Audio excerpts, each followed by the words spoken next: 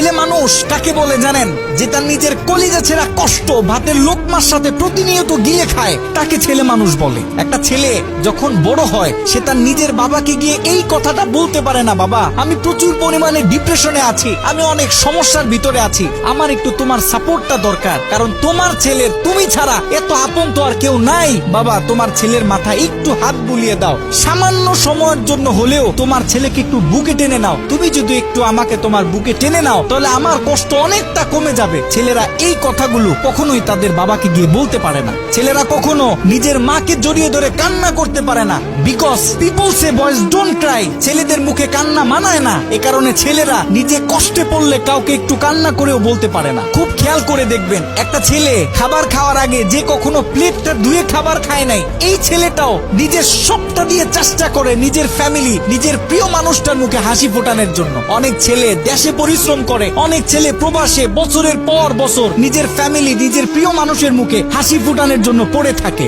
দিন শেষে ছেলেদের মুখে হাসি ফোটানোর মতো কাউকে পাওয়া যায় না। আমি মনে করি boys are the best actor in the world. এই পৃথিবীতে ছেলেরা হচ্ছে সব থেকে বড় অভিনেতা, কারণ ছেলেরা নিজেদের বুকে হাজারো লক্ষ কষ্ট পুঁতে রেখেও মুখে হাসি নিয়ে চলে, কারণ সে জানে আজকে আমি যদি ভেঙে পড়ি তাহলে আমার পুরো ফ্যামিলিটা অস্তিত্বহীন হয়ে যাবে।